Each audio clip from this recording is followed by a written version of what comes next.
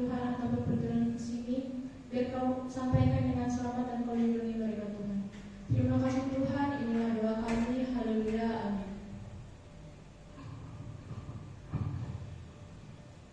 Jemaat masih saya undang untuk lanjut berdiri. Kita akan memuji Tuhan, kita akan satu pujian kita Sumai Sukacita.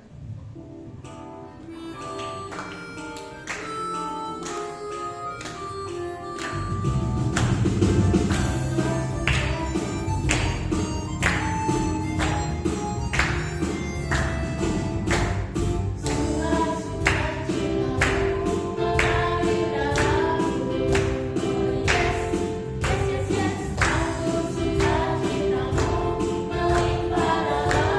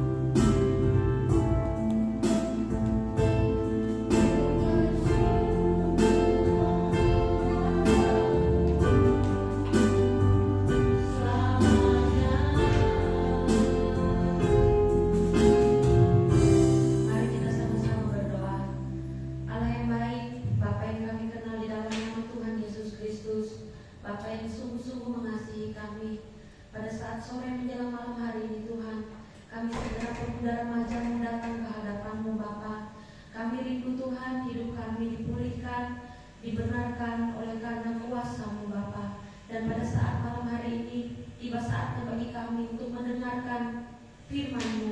Biarlah firman-Mu ini Tuhan menjadi rema di dalam setiap kehidupan kami.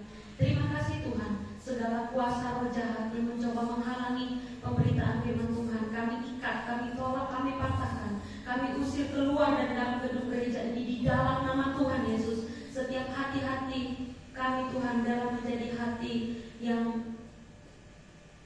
hati yang tanah subur Tuhan, dan biarlah benih firman-Mu itu tetap tanam di dalam hati kami. Terima kasih Tuhan, kami siap mendengarkan firman-Mu. Haleluya, amin. Saya persilakan untuk duduk. Shalom, salam sejahtera, selamat bertemu dalam kasih Tuhan Yesus Kristus. Pada kesempatan hari ini saya mau menyampaikan firman Tuhan yang saya berikan judul kasih dan damai. Kita buka di dalam 1 Petrus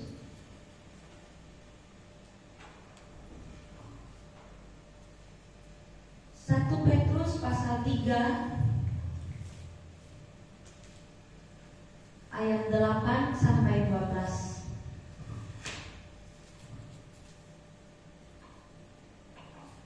Kalau sudah ketemu saya akan bacakan. Kasih dan damai. Dan akhirnya hendaklah kamu semua seia sekata, seperasaan, mengasihi saudara-saudara, penyayang dan rendah hati. Dan janganlah membalas kejahatan dengan kejahatan, atau caci maki dengan caci maki. Tetapi sebaliknya, hendaklah kamu memberkati, karena untuk itulah kamu dipanggil, yaitu untuk memperoleh berkat. Sebab siapa yang mau mencintai hidup dan mau melihat hari-hari baik, ia harus menjaga lidahnya terhadap yang jahat dan bibirnya terhadap ucapan-ucapan yang menipu.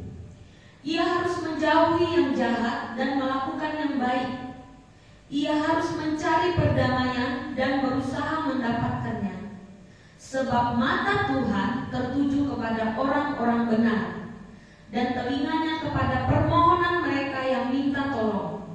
Tetapi wajah Tuhan menentang orang-orang yang berbuat jahat. Firman Tuhan yang saya sampaikan pada malam hari ini saya kasih judul kasih dan damai, sesuai dengan perikop yang ada di dalam kitab Petrus ini. Saya akan membahas pada ayat yang ke-8. Dan akhirnya hendaklah kamu seia sekata, seperasaan, mengasihi saudara-saudara, penyayang dan rendah hati. Maksud ayat 8 adalah Tuhan mau kita semua seia sekata. Apa itu seia sekata? Kalau kita ibadah, tidak ada motivasi lain, hanya mau bertemu dengan Tuhan, hanya mau beribadah, menyembah, memuji nama Tuhan. Bersatu adalah tidak ada clash di antara kita, tidak ada perasaan yang jengkel satu sama lain, tetapi bersatu di dalam Tuhan, mengasihi satu sama lain. Seperti saya mengasihi kakak Agus mengasihi saya mengasihi dia mengasihi saya. Seperti Tuhan Yesus mengasihi kita, tidak ada Tuhan Yesus menuntut balas. Karena apapun yang kita lakukan untuk Tuhan tidak akan pernah bisa membalas kasih Tuhan bagi kita. Penyayang, Tuhan mau kita penyayang, bukan hanya sayang kepada orang tua kita, kepada sahabat kita, teman-teman orang yang kita kenal, tetapi orang-orang yang ada di sekeliling kita, baik di dalam gereja maupun di luar gereja. Kemudian rendah hati. Apa itu rendah hati? Kita tahu rendah hati adalah suatu sikap yang tidak sombong atau tidak angkuh. Seseorang yang punya sifat rendah hati adalah seseorang yang punya sifat tenang. Ketika dia menghadapi masalah, ketika dia mendengar omongan-omongan di luar yang tidak baik tentang dirinya, yang tidak pernah dia lakukan, Yang pertama dia ambil adalah tenang, tidak menanggapi. Kedua, seseorang yang rendah hati itu adalah orang yang sederhana, baik dari segi penampilan maupun dari segi kata-kata. Saya tidak menyuruh kita semua untuk sederhana, maksudnya berpakaian, itu terserah kepada kita masing-masing. Tetapi itu orang yang rendah hati adalah orang yang sederhana. Sederhana di dalam perkataan. Kalau sederhana di dalam penampilan kita tahu, gak usah kita ngomong, kita tahu orang itu sederhana, orang itu penampilannya sosialita, kita tahu. Tetapi bagaimana kita tahu seseorang yang sederhana di dalam perkataannya? Orang yang sederhana di dalam perkataannya adalah orang yang tidak meninggi-tinggikan diri, orang yang tidak merasa lebih daripada orang lain, tetapi orang yang sederhana kata-katanya, lemah lembut, mendatangkan ketenangan, tidak mendatangkan permusuhan. Kemudian sungguh-sungguh. Orang yang rendah hati adalah orang yang sungguh-sungguh. Apa ciri orang sungguh-sungguh? Orang yang sungguh-sungguh adalah orang yang datang ke gereja dengan motivasi yang benar, yaitu untuk memuji dan menyembah nama Tuhan. Orang yang sungguh-sungguh adalah orang yang bermotivasi benar ketika pelayanan, tidak hanya untuk dilihat orang lain, tetapi hanya untuk memuliakan nama Tuhan. Ketika saya berdiri di sini menyampaikan firman Tuhan, saya tidak pernah berpikir di dalam otak saya mau menyindir Kakak Agus. Tidak pernah. Yang saya lakukan ketika saya mendapatkan tugas firman, saya bilang sama Tuhan, Tuhan, apa yang mau Kau sampaikan untuk anak-anak muda remajamu di tempat ini? Tolong Tuhan, jangan isi pikiran perkataan saya yang keluar, tetapi biarlah isi hati Kristus.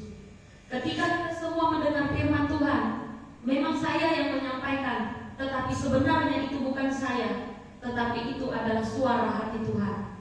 Orang yang sungguh-sungguh, dia tidak akan pernah mengeluh ketika pelayanan. Orang yang sungguh-sungguh, dia tidak akan pernah menjelekkan satu sama lain. Orang yang sungguh-sungguh pelayanan, mau banyak, mau sedikit, dia akan pasti sungguh-sungguh sama Tuhan. Kemudian, mau ditegur, dikritik, dan senantiasa memperbaiki diri. Orang yang rendah hati adalah orang yang mau ditegur. Ketika dia berbuat jahat, dia mau ditegur. Saya mengambil contoh, yaitu adalah Raja Daud.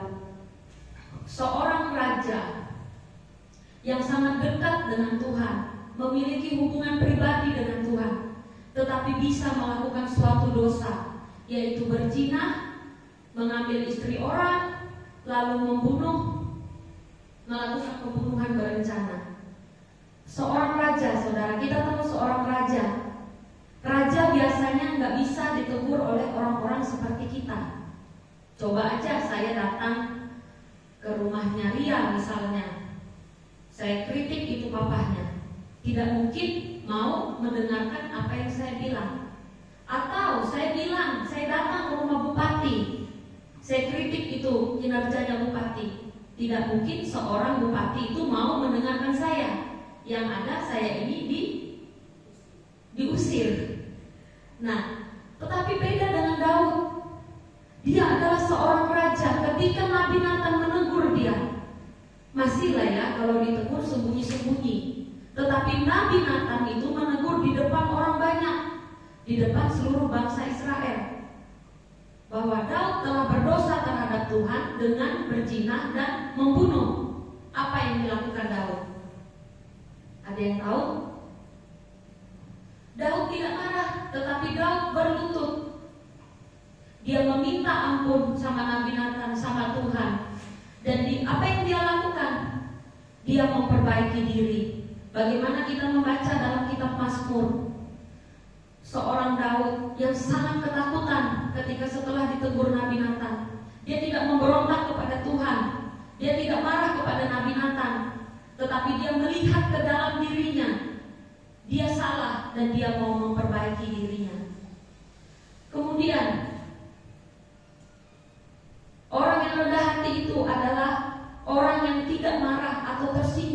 bisa dengar firman. Saya pernah menyampaikan firman Tuhan di sini. Ketika saya mendengarkan firman Tuhan di gereja ini, ada kalanya hamba-hamba Tuhan yang menyampaikan firman Tuhan itu mengena ke hati saya. Oh, ini sepertinya untuk saya. Tetapi apa yang saya lakukan, saya tidak marah. Saya mengintrospeksi diri saya. Begitulah yang Tuhan mau untuk kita semua. Ketika kita dengar firman, kita jangan marah, tapi mari kita lihat ke dalam. Apakah firman Tuhan ini untuk saya? Dan firman Tuhan yang disampaikan itu tidak pernah salah. Kalau saudara semua atau saya mendengarkan, ketika kita mendengar firman Tuhan, kita merasa bahwa firman Tuhan itu untuk kita, berarti apa saudara? Tuhan mengasihi kita. Karena jelas Alkitab berkata, barang siapa kukasihi, dia kutegur dan kuhajar. Ditegur. Ketika kita mendengarkan firman Tuhan, lalu firman Tuhan itu seperti mengena ke kita, itu artinya kita sedang ditegur Tuhan. Kenapa kita ditegur Tuhan? Karena kita dikasihi oleh Tuhan. Tetapi kalau kita mendengarkan firman Tuhan dan kita marah, berarti teguran Tuhan itu tidak masuk ke kita. Dan orang yang ditegur adalah orang yang dikasihi Tuhan. Tetapi orang yang tidak ditegur, saudara, berarti Tuhan biar aja, tunggu aja nanti. Mungkin begitu.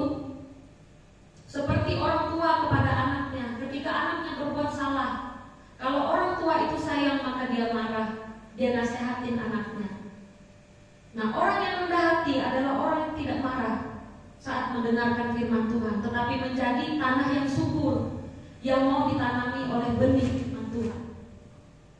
Kemudian ayat yang 9, dan janganlah membalas kejahatan dengan kejahatan, atau caci maki dengan caci maki, tetapi sebaliknya hendaklah kamu memberkati, karena untuk itulah kamu dipanggil, yaitu untuk memperoleh berkat.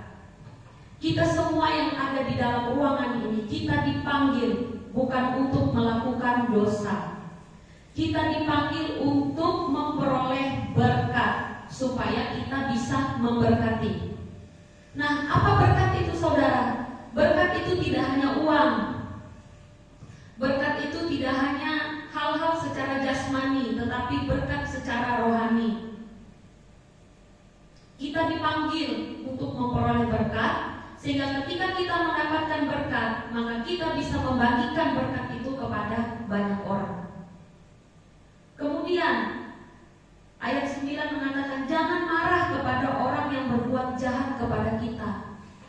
Kalau kita hari-hari ini mungkin kita tidak disenangi, atau hari-hari ini kita sedang merasa orang berbuat jahat sama kita, kita jangan jangan marah. Biarkan saja. Biarkan orang yang jahat dengan kita itu dengan dunianya sendiri, tetapi kita dengan dunia kita, karena kita tahu apa yang kita lakukan. Kalau kita pada hari ini berfokus untuk belajar musik, atau belajar khotbah, atau kita belajar menari tamborin, kalau ada orang yang jahat sama kita, sementara kita melakukan apa yang diperintahkan Tuhan, dia tidak berurusan dengan kita, tetapi dia berurusan dengan Tuhan. Kemudian jangan membalas caci maki. Ketika orang mencaci maki engkau, kamu datang ke gereja hanya untuk beribadah, tetapi ada orang mencaci engkau, percuma ke gereja kalau kelakuannya nggak berubah. Jangan balas, tetapi berkati, doakan, lepaskan pengampunan, karena tidak ada gunanya bagi kita untuk mendengarkan cacian dan membalaskan cacian. Selanjutnya, mengapa kita tidak boleh marah atau membalas kejahatan? Karena kita dipanggil untuk menyalurkan berkat dan memperoleh berkat. Di sini saya mencatat apa itu berkat yang mau Tuhan kasih buat kita. Yang pertama adalah Roh Kudus, seperti yang saya sampaikan 2 minggu yang lalu. Apa itu Roh Kudus? Roh Kudus adalah pribadi Bapa yang ada di dalam hidup kita, yang menuntun kita berdoa, yang menuntun kita melayani. Kalau ada di antara kita yang ingin punya Roh Kudus, Jangan iri satu sama lain, tetapi datang. Saya sudah sampaikan di poin-poin untuk menerima Roh Kudus. Datang kepada hamba Tuhan yang punya karunia untuk memberikan Roh Kudus. Jangan dimusuhin. Jangan kita ngomongin di belakang. Kalau kita memang mau Roh Kudus, datang sama Tuhan, datang sama Pak Gembala. Pak, saya mau punya Roh Kudus. Itu pasti akan dibina. Kalau kalian sungguh-sungguh mencari Roh Tuhan, maka kalian akan mendapatkan Roh Tuhan itu. Kemudian pengurapan. Ketika kita dipanggil untuk memperoleh pengurapan. Apa itu pengurapan? Ketika kita melayani, ada Roh Kudus yang berdiri di depan kita. Ketika kita pelayanan, sekalipun itu cuma memberikan kantong persembahan, tetapi kalau engkau melakukannya untuk Tuhan, maka engkau memperoleh pengurapan untuk bagi Tuhan. Engkau memperoleh pengurapan sehingga ketika engkau pelayanan, orang tidak bisa meremehkan pelayananmu. Kenapa? Karena Tuhan yang bekerja di dalam kita. Ketika kita cuma menari, aku cuma menari setiap minggu, jangan remehkan pelayanan menari. Ketika engkau melakukannya untuk Tuhan sungguh-sungguh, maka Roh Tuhan itu berkuasa atas tarianmu, dan tarianmu itu bisa merubah banyak orang. Dulu waktu Alwin Joseph itu datang, pastor yang dari India itu ke sini, kedatangan KKR yang pertama, saya masih ada di sini. Dia bilang, penari-penari tamborin di Bukit Sion menari dengan membawa pedang. Secara fisik kita tidak melihat pedang di tangan kita. Yang kita lihat apa? Tamborin. Tetapi apa saudara? Pendeta ini melihat apa yang ada di dalam roh. Ketika saudara menari membawa pedang, berarti saudara menari dengan pengurapan. Jangan pernah meremehkan sekecil apapun pelayanan.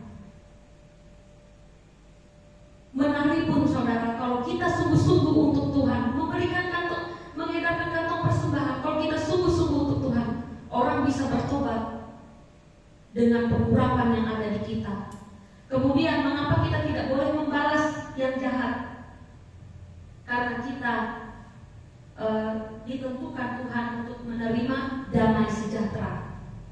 Siapa di sini yang punya masalah tidak menangis, enggak marah ketika diomelin orang tua? Saya juga mengalami hal yang sama. Ketika saya berprinsip untuk hidup dekat dengan Tuhan, jangan dipikir jalan yang saya lalui itu adalah mudah. Saya melewati banyak hal, ya dari orang tua, dari pekerjaan saya hanya tidak cerita. Tetapi saya bisa merasa damai. Kenapa? Karena Tuhan. Itu. Kemudian ayat yang 10. Sebab siapa yang mau mencintai hidup? Siapa di sini yang mau mencintai hidup? Apa yang dimaksud mencintai hidup? Mencintai hidup adalah hidup. Kita tahu orang mati itu tidak bisa berbuat apa-apa. Nah, siapa di sini yang mau mencintai hidup dan mau melihat hari-hari baik? Hari-hari baik ini adalah hari-hari yang penuh dengan keberuntungan, sehat, kuat. Siapa di sini? Ia harus menjaga lidahnya terhadap yang jahat. Kalau kita mau hidup, kalau kita mau beruntung dalam hidup kita, maka kita harus menjaga mulut kita terhadap ucapan yang jahat. Apa itu ucapan yang jahat? Gosip, fitnah. Itu adalah sesuatu yang jahat. Kemudian dan bibirnya terhadap ucapan-ucapan yang menipu. Apa itu ucapan yang menipu? Bohong. Bilang mau ke gereja, ternyata ke bundaran. Di sini nggak ada, di luar banyak. Bilang mau sekolah, tapi di rumah teman. Di sini nggak ada, di luar sana banyak. Ada banyak orang-orang, teman-teman kerja saya temukan, dia masih bohongin orang tuanya, dia masih bohongin teman kerjanya, bosnya. Nah, kalau kita mau hidup dan mau hari kita beruntung, kita disertai Tuhan, maka kita harus menjaga mulut kita. Kalau kita berkelahi dengan sesama kita, itu dosa. Tetapi mungkin efeknya di hidup kita itu biasa. Tetapi kalau kita tidak menjaga mulut kita terhadap hamba Tuhan, entah itu Pak Gembala, entah itu kalian yang pelayanan, sesama penari, atau sesama WF, sesama musik tidak bersatu, hati-hati saudara. Kalau kita masih menyerang manusianya, hati-hati. Apalagi kalau kita menyerang hamba Tuhannya. Orang gak tahu apa-apa diserang, nah hati-hati saudara.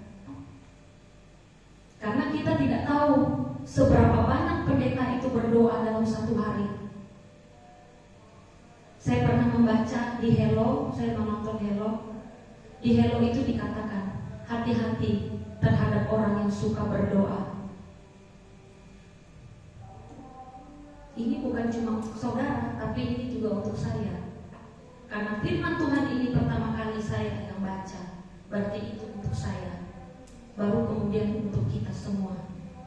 Kemudian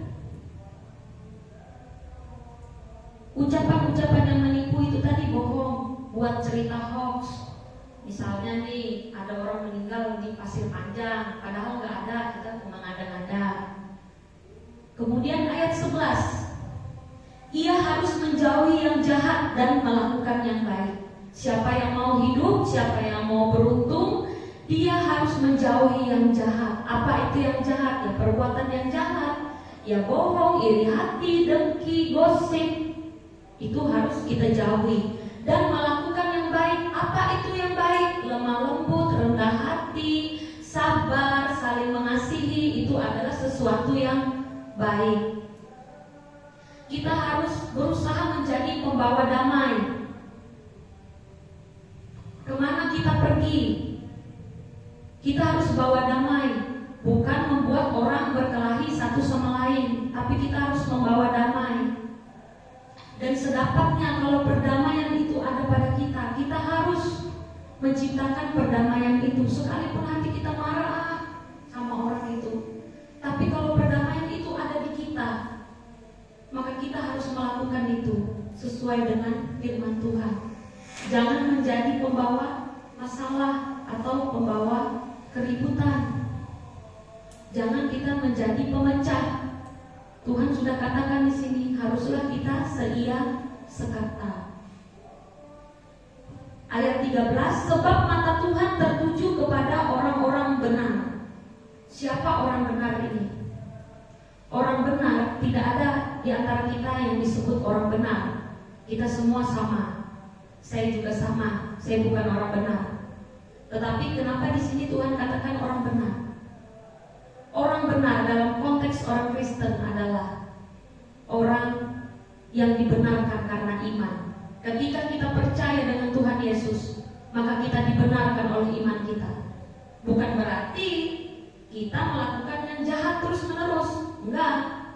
Ketika kita dibenarkan oleh iman kita, maka kita akan melakukan firman Tuhan. Mata Tuhan tertuju kepada orang-orang benar, orang-orang yang suka berdoa, orang-orang yang suka melayani. Ketika ada orang jahat dengan kita, sementara kita ini suka berdoa, hati-hati saudara. Dia bukan menyerang kita, tetapi dia menyerang Tuhannya. Contoh Daniel, Raja Nebukadnezar mengumumkan waktu itu, tidak ada yang boleh berdoa kepada Tuhannya. Tetapi apa yang dilakukan Daniel? Dia berdoa 3 hari. Dia berdoa 3 kali sehari. Dalam sehari 3 kali dia berdoa dan memuji Tuhannya. Dan ketika dia harus dimasukkan ke gua singa, saudara bisa baca di situ ceritanya. Orang-orang yang menjerumuskan, yang membuat persepakatan untuk menangkap, membunuh Daniel, malah dia yang dibunuh, dimasukkan ke gua singa. Untuk itu hati-hati, sebab mata Tuhan tertuju kepada kita. Kalau kita suka berdoa, tidak membalas kejahatan, enggak marah dengan orang-orang, tidak menanggapi, tetapi kita berdoa, maka orang itu bukan menyerang kita, tetapi menyerang Tuhan. Dan isi doa kita yang perlu saya jelaskan, isi doa kita ketika kita dicaci maki, kita difitnah, isi doa kita bukan mendoakan orang itu supaya dihukum, bukan. Saya tidak mengajarkan ini. Tetapi doa kita seperti yang awal saya ajarkan, doa yang menyembah Tuhan, mencari Tuhan. Doa yang menyembah Tuhan adalah doa yang berfokus kepada Tuhan, bukan Tuhan tolong hukum dia sudah jahat sama aku. Bukan, enggak saudara. Tuhan enggak dengar doa yang seperti itu. Tetapi Tuhan mendengar doa kita yang benar-benar menyembah Tuhan, yang benar-benar mencari Tuhan, ingin mengenal Tuhan. Kemudian, dan telinganya kepada permohonan mereka yang minta tolong. Nah, telinga Tuhan mendengarkan permohonan kita yang minta tolong. Kalau kita ada masalah, kalau kita bahasa di luar ya, dijolimi,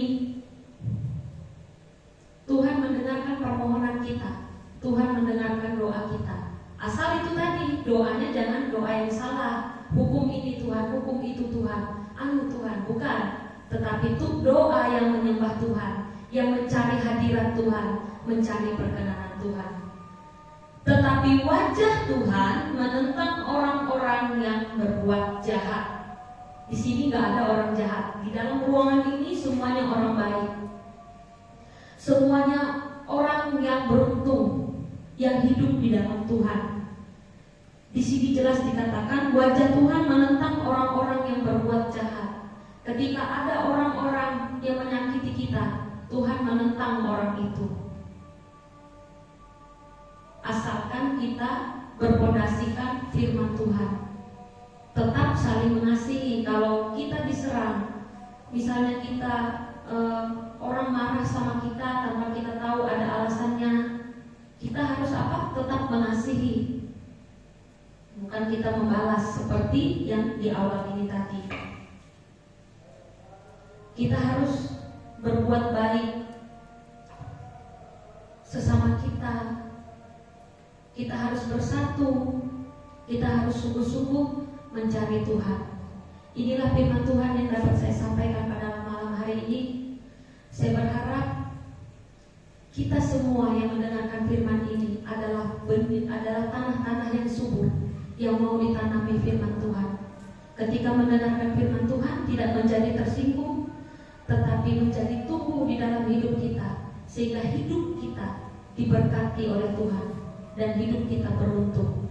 Amin. Buat firman Tuhan, saya undang kita semua untuk bangkit berdiri. Kita mau berdoa. Saya serahkan kepada Kakak Agus untuk memimpin doa firman. Mari kita sama-sama berdiri, kita bersatu di dalam doa. Tuhan Yesus, terima kasih untuk penyertaan Tuhan dalam ibadah kami pada malam hari ini. Dan kami juga boleh diberkati oleh firman-Mu pada malam hari ini. Jadikan kami pribadi-pribadi yang menyenangkan hati Tuhan, yang hidup benar di hadapan Tuhan. Jadikan kami pribadi-pribadi yang mengasihi Tuhan dan sesama kami, sehingga hidup kami berkenan, sehingga hidup kami memuliakan nama Tuhan. Berkati kakak ayah yang sudah menyampaikan firman Tuhan pada malam hari ini, kiranya Kau terus memberkatinya dalam apa yang dia lakukan, baik dalam keluarganya maupun dalam pelayanannya. Engkau memberkatinya. Terima kasih Tuhan, terima kasih Yesus. Kami segenap umat-Mu, anak-anak pemuda-Mu yang hadir pada malam hari ini, kami menyerahkan hidup kami ke dalam tangan Tuhan.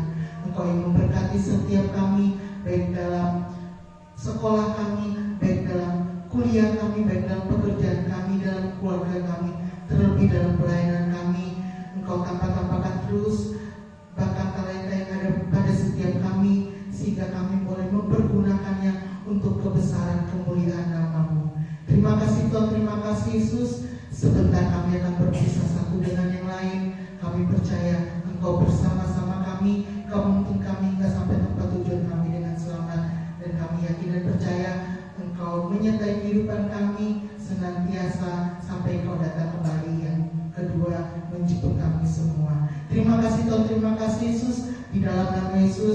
kami sudah mengucap syukur dan kami ibadah kami pada malam hari ini. Haleluya, amin. Silakan duduk.